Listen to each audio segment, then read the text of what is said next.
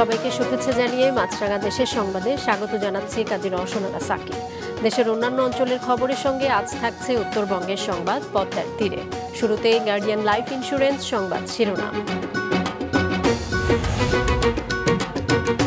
দ্বিতীয় ধাপের উপজেলা নির্বাচনের শেষ মুহূর্তে জমজমাট প্রচার, প্রার্থীদের বাকযুদ্ধ ও কর্মী সমর্থকদের ধাওয়া পাল্টা ধাওয়া। পাবনার বেড়ায় সমবায় ভিত্তিতে নদীতে খাঁচায় মাছ চাষে সাফল্য, লাভ হওয়ায় দারিদ্র্য জয়ের স্বপ্ন ভূমিহীন মৎস্যজীবীদের। এবারে বিস্তারিত। দ্বিতীয় ধাপের উপজেলা পরিষদ নির্বাচনে শেষ সময়ের প্রচারে ব্যস্ত কর্মী সমর্থকরা। প্রার্থীদের মধ্যে বাকযুদ্ধের পাশাপাশি কর্মী সমর্থকদের মধ্যে ধাওয়া পাল্টা ধাওয়ার ঘটনাও ঘটছে। অনেকের অভিযোগ, দলের সিদ্ধান্ত অমান্য করে স্বজনদের বিজয়ী করতে বিভিন্ন উপজেলায় প্রভাব বিস্তার করছেন সংসদ সদস্যরা। ডেস্ক রিপোর্টে বিস্তারিত। ভোটের প্রচার শেষ হচ্ছে আগামীকাল মধ্যরাতে। প্রচারের শেষ দিকে জনসমর্থন আদায় ও তা দেখানোর চেষ্টা করছেন প্রার্থীরা। মুন্সিগঞ্জের লৌহজন উপজেলা পরিষদ নির্বাচনে চেয়ারম্যান প্রার্থী BM শোয়েবের নির্বাচনী জনসভা অনুষ্ঠিত হয়েছে। হলদিয়া সরকারি উচ্চ বিদ্যালয় মাঠে শুক্রবার বিকেলে এ সভা হয়। উপজেলার 10টি ইউনিয়ন থেকে হাজার হাজার নেতাকর্মী মিছিল নিয়ে জনসভায় হাজির হন। BM শোয়েব ভাই মানে লক্ষ লক্ষ, তার একটি উঠান বৈঠকও স্রোত হয়। আজকে দেখেন এখানে এই একদিনের নোটিশে যেই সমাবেশ ইতিমধ্যেই তা জনসমুদ্রে রূপান্তরিত হয়েছে। উনি নির্বাচনে অঙ্গীকার করেছে যে শিক্ষা খাতকে সর্বোচ্চ গুরুত্ব দেবে। ইতিমধ্যে তার প্রমাণ লৌহজং পাইলট বালিকা বিদ্যালয় ভবন, বিভিন্ন মসজিদ মাদ্রাসায় তাই অগণিত তার অবদান। বিভিন্ন সামাজিক কাজকর্ম করে যাচ্ছি। আজকে কলেজে একটি ভবন করে দিয়েছি, লৌহজং কলেজে, গার্লস স্কুলে আজকে আমি ভবন করে দিয়েছি। আপনারা এছাড়া শিক্ষা খাতে কবরস্থান, মসজিদ, মাদ্রাসা অনেক কিছু আমার অবদান রয়েছে। শেষ মুহূর্তের প্রচারণায় ব্যস্ত কুমিল্লা সদর দক্ষিণ ও বরুড়া উপজেলা নির্বাচনের প্রার্থীরা। জয়ের ব্যাপারে আশাবাদী প্রতিদ্বন্দ্বী সব প্রার্থী। তরুণরাই পারে ইতিহাস তৈরি করতে, তরুণরা পারে যে আগামীর সমাজের কে আলোকিত করতে। উপজেলা পরিষদকে সকল প্রকার দুর্নীতি, দুর্বৃত্তায়ন, অপশাসন মুক্ত করব। একটি আদর্শ উপজেলা গঠন করব। সরকারের বিভিন্ন ডিপার্টমেন্টের সাথে যোগাযোগ স্থাপন করে এই উপজেলার উন্নয়ন কার্যক্রম ত্বরান্বিত করব। নরসিংদীর মনোহরদী উপজেলা পরিষদ নির্বাচনের প্রচারের চিত্র এটি। শিল্পমন্ত্রী নুরুল মজিদ মাহমুদ হুমায়ুনের ছোট ভাই নজরুল মজিদ মাহমুদ স্বপনকে ভোটে অংশ নেওয়ার বিষয়ে প্রশ্ন করায় চটে যান সাংবাদিকদের উপর। আপনি তো কিছু জানেন না, কিসের সাংবাদিকতা করেন আপনি?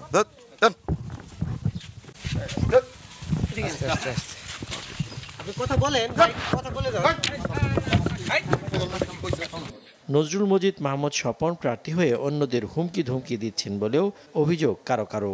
অনেক জায়গায় আমাদের সংখ্যালঘু সম্প্রদায়ের উপর বিভিন্নভাবে আমাদের পৌরসভার মেয়র মহোদয় তাদেরকে ডেকে নিয়ে ভিডিও ফুটেজ দেখে তাদেরকে নিয়ে বিভিন্নভাবে হ্যাস্তন্যস্ত করছে এবং আমার যেন সাথে মিছিলে না যায় তাদের গাত্রদাহ শুরু হয়েছে।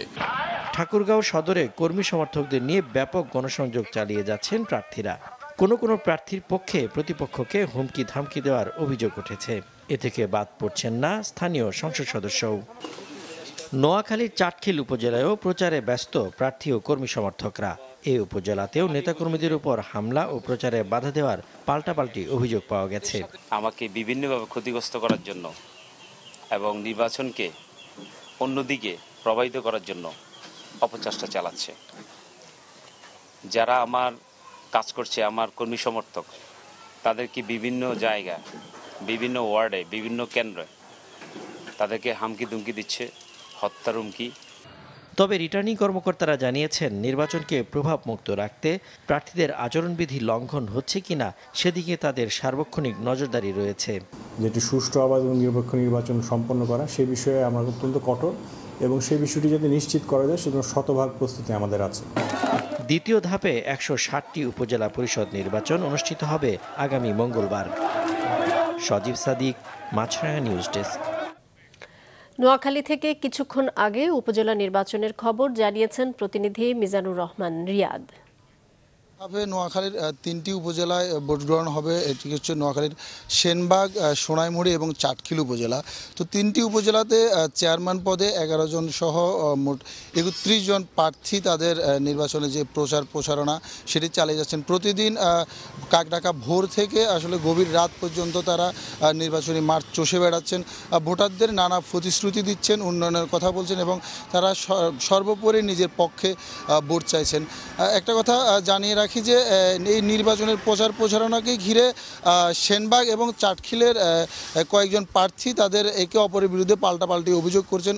প্রচারণায় বাধা দেওয়া, নেতাকর্মীদের মারধর, প্রচারণা মাইক ভাঙচুর এবং নির্বাচনী পোস্টার ছিঁড়ে ফেলা সহ। তো এই সব বিষয়ে তারা সংশ্লিষ্ট যে রিটার্নিং কর্মকর্তা রয়েছেন, রিটার্নিং কর্মকর্তা বরাবর অভিযোগও দিয়েছেন। উপজেলা পরিষদ নির্বাচনে কেউ প্রভাব বিস্তার করার চেষ্টা করলে তাদের আইনের আওতায় আনা হবে বলে জানিয়েছেন নির্বাচন commissioner brigadier general Mohammad Ahsan Habib Khan. গতকাল বিকেলে ভোলা জেলা পরিষদ মিলনায়তনে এক সভার শেষে প্রেস ব্রিফিংয়ে কমিশনার জানান, আইনশৃঙ্খলা বাহিনী সহ সবাইকে বলা হয়েছে কোনো প্রকার সন্ত্রাসী কর্মকাণ্ড হলে জড়িতদের সঙ্গে সঙ্গে গ্রেফতার করতে হবে। কোনো কেন্দ্রে একটি জাল ভোট পড়লে সেই কেন্দ্রে ভোট বন্ধ করে দেওয়া হবে বলেও জানান তিনি। নির্বাচনী আচরণবিধি ভঙ্গের অভিযোগে করা মামলায় নীলফামারীর সৈয়দপুর উপজেলা পরিষদ নির্বাচনের চেয়ারম্যান প্রার্থী ফয়সাল দিদার দীপুকে গ্রেফতার করেছে পুলিশ। জীবন্ত ঘোড়া নিয়ে প্রচারের দায়ে দীপুকে গ্রেফতার করা হয়। গতকাল বিকেলে সৈয়দপুর পৌর শহরের দিনাজপুর সড়কে প্রার্থীর নির্বাচনী অফিসের সামনে ভ্রাম্যমাণ আদালতে চেয়ারম্যান প্রার্থী দীপুকে নির্বাচনী আচরণ বিধিমালা 2016 এর 32 ধারায় 40,000 টাকা জরিমানা ও অনাদায়ে 1 মাসের কারাদণ্ড আদেশ দেন এসসি ল্যান্ড আমিনুল ইসলাম। এবারে উত্তরবঙ্গের সংবাদ পদ্মার তীরে।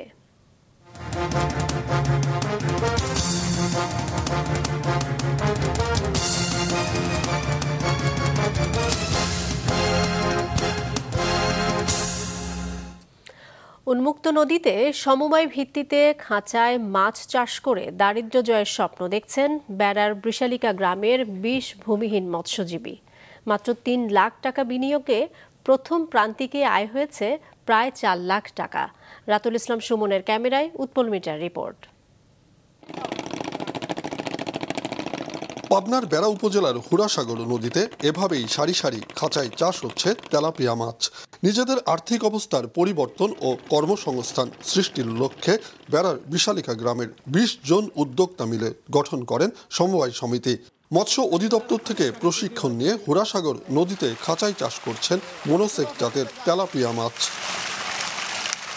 স্টিলের তৈরি 20 ফুট দৈর্ঘ্য ও 10 ফুট প্রস্থের 20টি খাঁচা তৈরি হয়েছে জাল ও রশি দিয়ে। চারপাশে ড্রাম দিয়ে ভাসমান করে রাখা খাঁচার প্রতিটিতে 500টি করে মোট 10,000 পিস পোনা ছাড়েন উদ্যোক্তারা। হিউজ পরিমাণে নদীর জায়গা খালি আছে। এই জায়গায় যদি আমরা বেকার যারা আছে, যাদের কর্ম নাই, তারা যদি খাঁচা পদ্ধতিতে আরও নতুন করে খাঁচা করি, তাহলে আমরা মনে হয় প্রত্যেকে কর্মসংস্থানের একটা ব্যবস্থা হবে। ভাসমান খাঁচার চাষের পদ্ধতি শুরু করছে প্রথম। এখন আশা করতেছি মনে হয় মাছ খুব ভালো হবে। খরচ আদি বাদ দিয়ে আমরা আশা করতেছি যে এক একজন সদস্য প্রায় আপনার 4 লক্ষ টাকা প্রফিট হবে মোট। এক একজন সদস্য 20,000 টাকা পাবে প্রথম সাইকেলেই। মৎস্য কর্মকর্তা জানান, উন্মুক্ত নদীতে খাঁচায় মনোসেক জাতের তেলাপিয়া দ্রুত বড় হয়, রোগ ব্যাধি কম ও প্রাকৃতিক পরিবেশে পালন করায় খেতেও হয় সুস্বাদু। বাজারে ভালো চাহিদা থাকায় লাভও হয় বেশি। 20 জনের এই গ্রুপটাকে আমি নিজে সরাসরি তদারকি করি এবং তাদেরকে মোটিভেট করি। ফলে তারা এই 20 জনের যে গ্রুপটা এই হুড়াসাগর এই নদীতে তারা খাঁচায় মাছ চাষ করতে আগ্রহী হয় এবং আজ 4.5 থেকে 5 মাস পরে তাদের যে আউটপুট সেটি কিন্তু সন্তোষজনক। সমবায় ভিত্তিতে প্রথম 6 মাসে মাছ চাষে আয় ধরা হয়েছে 4 লাখ টাকা। বছরে মাছের উৎপাদন লক্ষ্যমাত্রা ধরা হয়েছে প্রায় 4,000 কেজি, যার বাজার মূল্য প্রায় 8 লক্ষ টাকা। প্রতি বছর বিনিয়োগ বৃদ্ধির মধ্য দিয়ে সম্প্রসারিত হবে এ প্রকল্প, এমনটাই জানান মৎস্য কর্মকর্তারা। উৎপল মির্জা, মাছরাঙা সংবাদ, পাবনা। পাবনার ঐতিহ্যবাহী বনমালী শিল্পকলা কেন্দ্রের আয়োজনে অনুষ্ঠিত হয়েছে সাংস্কৃতিক অনুষ্ঠান রবীন্দ্র স্মরণ সন্ধ্যা। ইউনিভার্সাল গ্রুপের পৃষ্ঠপোষকতায় গতকাল সন্ধ্যায় বনমালী শিল্পকলা কেন্দ্রের মঞ্চে বিশ্বকবির গান ও নৃত্যনাট্য পরিবেশন এবং কবিতা আবৃত্তি করেন কেন্দ্রের শিল্পীরা। রূপকথা রিসোর্ট নিবেদিত অনুষ্ঠানটি পরিচালনা করেন বনমালী শিল্পকলা কেন্দ্রের সাংস্কৃতিক যুগ্ম সম্পাদক প্রলয় চাকি। সার্বিক তত্ত্বাবধানে ছিলেন সাধারণ সম্পাদক ডক্টর মোহাম্মদ হাবিবুল্লাহ। স্থানীয় গণ্যমান্য ব্যক্তি সহ অনেক দর্শক অনুষ্ঠানটি উপভোগ করেন।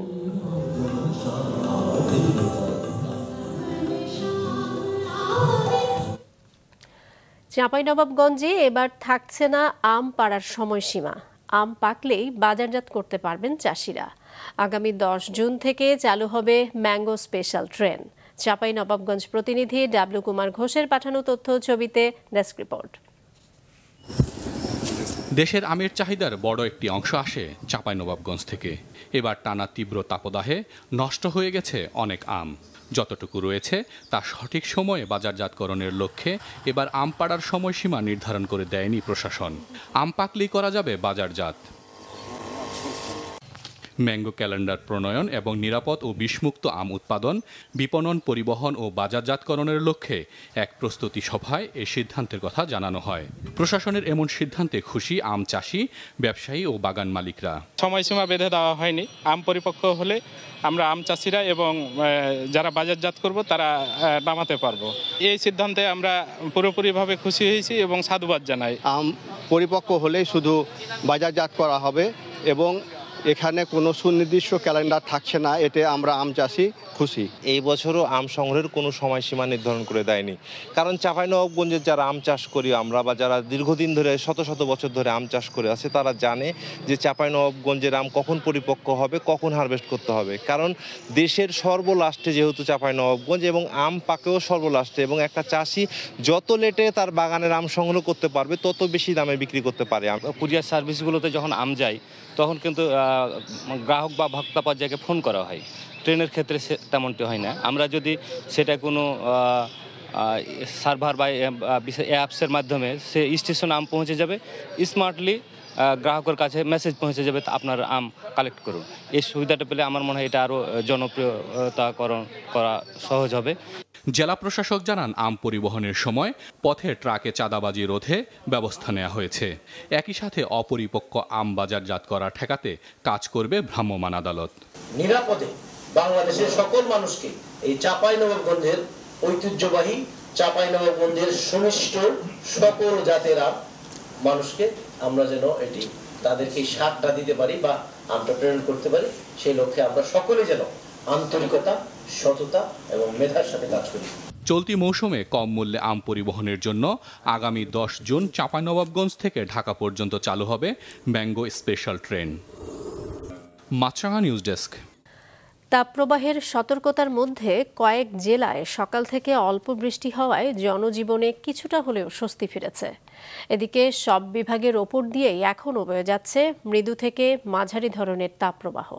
বাতাসে জলীয় বাষ্পের আধিক্যের কারণে গরম অনুভূত হচ্ছে আরও বেশি। ডেস্ক রিপোর্টে বিস্তারিত।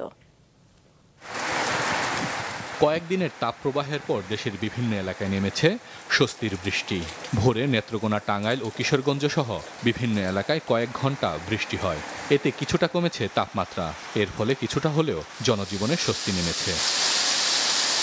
অন্যদিকে বৃষ্টির দেখা নেই যশোর, চুয়াডাঙ্গা সহ পশ্চিমাঞ্চলের জেলাগুলোতে। খুলনা, রাজশাহী, রংপুর, ঢাকা, ময়মনসিংহ ও বরিশাল বিভাগের উপর দিয়ে বয়ে যাচ্ছে মৃদু থেকে মাঝারি তাপপ্রবাহ।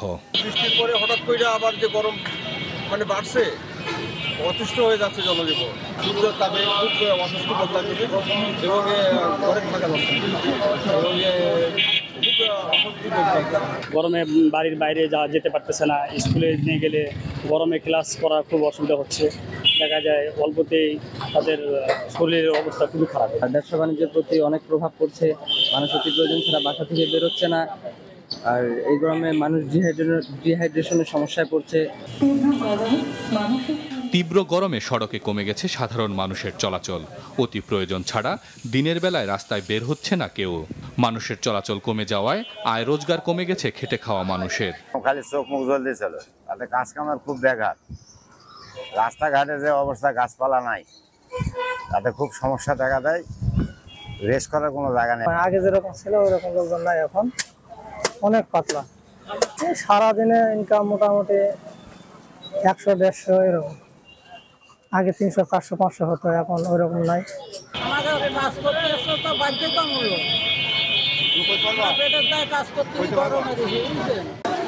হাসপাতালগুলোতে বাড়তে শুরু করেছে হিট স্ট্রোক ও ডায়রিয়া সহ নানা গরমজনিত রোগে আক্রান্তের সংখ্যা, যাদের অধিকাংশই শিশু ও বৃদ্ধ। গরমের কারণে ডায়রিয়া হয়েছিল, কুড়িগ্রাম সদর হাসপাতালে ডায়রিয়া সেন্টারে এসে একটু হলেও সুস্থ হয়েছে। গত 3 দিন থেকে আমি এখানে আছি বাচ্চাকে নিয়ে। তো অতিরিক্ত গরম হওয়ার কারণে ভিতরে থাকাটাও খুব কষ্টকর হয়ে যাচ্ছে। যশোর অঞ্চলে 20 মের আগে বৃষ্টির সম্ভাবনা নেই বলে জানিয়েছে স্থানীয় আবহাওয়া অফিস। হাসান মেহেদি, মাছরাঙা নিউজ ডেস্ক। এদিকে বজ্রপাতে নরসিংদীর আলোকবালী ও হাজীপুরে মা ছেলে সহ 4 জন, টাঙ্গাইলের কালিহাতীতে 2 কৃষক ও গাজীপুরের শ্রীপুরে 1 নারী সহ মোট 7 জনের মৃত্যু হয়েছে। দুপুর 12টার দিকে নরসিংদীর আলোকবালী ও হাজীপুরে ধান কাটতে গিয়ে বজ্রপাতে মা ছেলে সহ 4 জনের মৃত্যু হয়।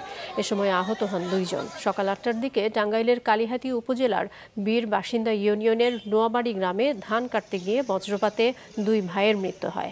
আহত হয়েছেন 4 জন। এদিকে গাজীপুরের শ্রীপুরে বাবার বাড়িতে ধান শুকাতে এসে বজ্রপাতে মারা গেছেন ফাতেমা নামের 1 নারী। নিহত ফাতেমা কাউরাইদ ইউনিয়নের গলদাপাড়া এলাকার আবুল বাশারের মেয়ে। কিছুক্ষণ আগে নরসিংদী থেকে বজ্রপাতে নিহতের খবর জানিয়েছেন প্রতিনিধি বদরুল আমিন চৌধুরী।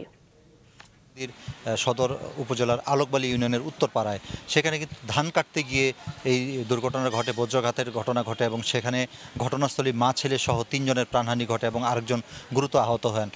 একই সময়ে কিন্তু শহরের সংলগ্ন যেই হাজীপুর ইউনিয়ন রয়েছে সেখানে একটি বজ্রঘাতের ঘটনা ঘটে এবং সেখানেও কিন্তু 50 ঊর্ধ্ব এক বৃদ্ধের মৃত্যু ঘটে। তো আজকে সকাল থেকেই কিন্তু বিশেষ করে 10টা নাগাদ প্রবল বর্ষণে শিখতে হয় নরসিংদীতে। মানুষের মধ্যে একটি স্বস্তির ভাব আসলেও কারো কারো জীবনে বা কারো কারো পরিবারের জীবনে কিন্তু এই বিষয়টি একটি বিষাদের ছায়া নেমে আসে। বিশেষ করে এই দুটি পরিবারের কাছে কিন্তু এই বর্ষণ কিন্তু মোটেও আনন্দ বয়ে আনি, সেটি বিষাদের ছায়া হিসেবে সারা জীবন সেটি থেকে যাবে তাদের কাছে। এবং এখানকার যারা কর্তব্যরত ডাক্তার রয়েছেন তারা আমাদেরকে জানিয়েছেন যে তারা কিন্তু মৃত অবস্থায় এখানে আসেন। সড়ক দুর্ঘটনায় চট্টগ্রাম ও সাতক্ষীরায় প্রাণ হারিয়েছেন 4 জন, আহত হয়েছেন অন্তত 15 জন। পুলিশ জানায় চট্টগ্রামের পতেঙ্গায় প্রজাপতি পার্কের সামনে গতরাত 9:30টার দিকে একটি লরি নিয়ন্ত্রণ হারিয়ে ফুটপাতে থাকা 6 জনকে ধাক্কা দিয়ে পাশের পুকুরে পড়ে যায়। এতে প্রাণ গেছে 1 শিশু সহ 2 জনের, আহত হয়েছেন 4 জন। এ ঘটনায় লরিটি জব্দ করা হলেও পলাতক রয়েছে চালক ও সহকারী। এদিকে সকালে সাতক্ষীরার তালায় ধান বোঝাই ট্রাক উল্টে 2 শ্রমিক নিহত হয়েছেন, আহত হয়েছেন 11 জন। যুক্তরাষ্ট্রের সাথে বাংলাদেশের সম্পর্ক চমৎকার, এজন্য বিএনপির মাথা খারাপ হয়ে গেছে বলে মন্তব্য করেছেন পররাষ্ট্রমন্ত্রী ডক্টর হাসান মাহমুদ। প্রধানমন্ত্রী শেখ হাসিনার 44তম স্বদেশ প্রত্যাবর্তন দিবস উপলক্ষে দুপুরে চট্টগ্রামে কাজীর দেউরিতে মহানগর আওয়ামী লীগ আয়োজিত আলোচনা সভায় তিনি বলেন, সম্প্রতি মার্কিন সহকারী পররাষ্ট্রমন্ত্রী ডোনাল্ড লুয়ের সাথে দ্বিপাক্ষিক বৈঠকে কিছু শর্তে জিএসপি সুবিধা ফিরিয়ে দেওয়ার আশ্বাস দেওয়া হয়েছে। অনুষ্ঠানে সভাপতিত্ব করেন চট্টগ্রাম মহানগর আওয়ামী লীগের সভাপতি মাহতাবউদ্দিন চৌধুরী। বক্তব্য রাখেন কেন্দ্রীয় আওয়ামী লীগের ত্রাণ ও সমাজ কল্যাণ সম্পাদক আমিনুল ইসলাম আমিন সহ অন্য সিনিয়র নেতারা।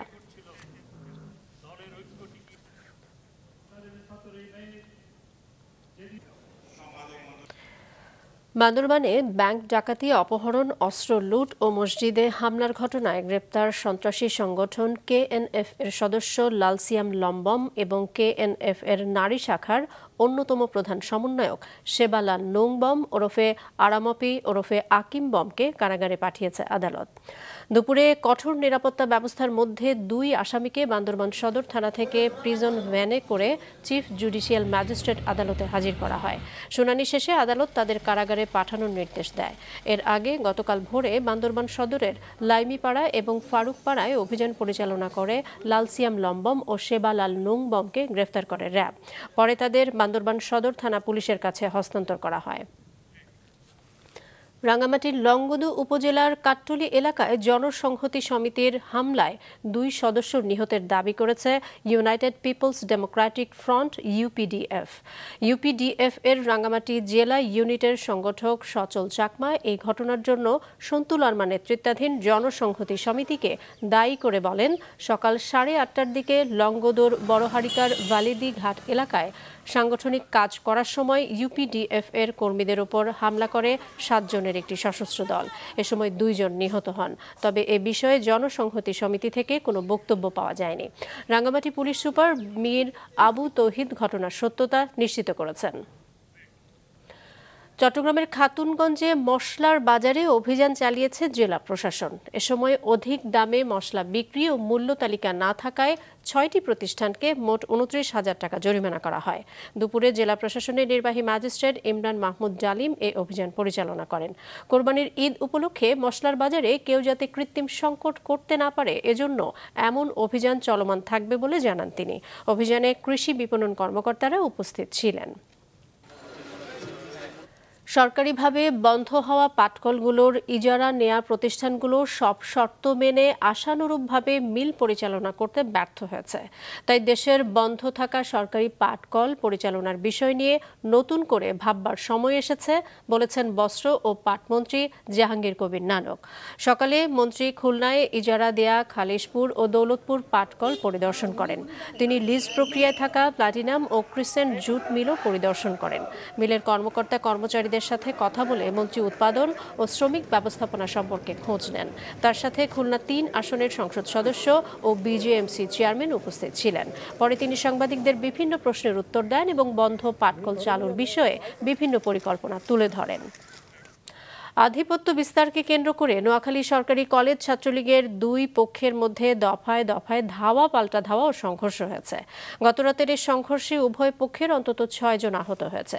পরিস্থিতি নিয়ন্ত্রণে কলেজের শহীদ অধ্যাপক আবুল হাশেম ছাত্রাবাস অনির্দিষ্টকালের জন্য বন্ধ ঘোষণা করা হয়েছে। পুরাতন ক্যাম্পাসে নোয়াখালী কলেজ ছাত্রলীগের নেতাকর্মীদের সঙ্গে বেগমগঞ্জ উপজেলা ছাত্রলীগের সভাপতি ও একলাশপুর ইউনিয়নের ছাত্রলীগের সভাপতির অনুসারীদের মধ্যে সংঘর্ষের পর ছাত্রাবাসে থাকা সব শিক্ষার্থীকে হল ত্যাগের নির্দেশনা দেয়া হয়। গোপালগঞ্জের কাশিয়ানীতে সেফটি ট্যাঙ্কির নির্মাণ সামগ্রী অপসারণের সময় অক্সিজেন সংকটে 2 শ্রমিকের মৃত্যু হয়েছে। কাশিয়ানী থানার ভারপ্রাপ্ত কর্মকর্তা মোহাম্মদ জিল্লুর রহমান জানান, দুপুর 12:30টায় কাশিয়ানী পূর্বপাড়া গ্রামে রেললাইনের পাশে আলমগীর হোসেনের বাড়িতে এ দুর্ঘটনা ঘটে। সেফটি ট্যাঙ্কি পরিষ্কার করতে গিয়ে অক্সিজেন সংকটে তারা অচেতন হয়ে পড়েন। খবর পেয়ে পুলিশ ও ফায়ার সার্ভিসের কর্মীরা গিয়ে তাদের উদ্ধার করে। পরে হাসপাতালে নেওয়া হলে তাদের মৃত ঘোষণা করেন চিকিৎসক। মাছরাঙা দেশের সংবাদ শেষ করার আগে গার্ডিয়ান লাইফ ইন্স্যুরেন্স সংবাদ শিরোনামগুলো আরও একবার। দ্বিতীয় ধাপের উপজেলা নির্বাচনে শেষ মুহূর্তে জমজমাট প্রচার, প্রার্থীদের বাকযুদ্ধ ও কর্মী সমর্থকদের ধাওয়া পাল্টা ধাওয়া।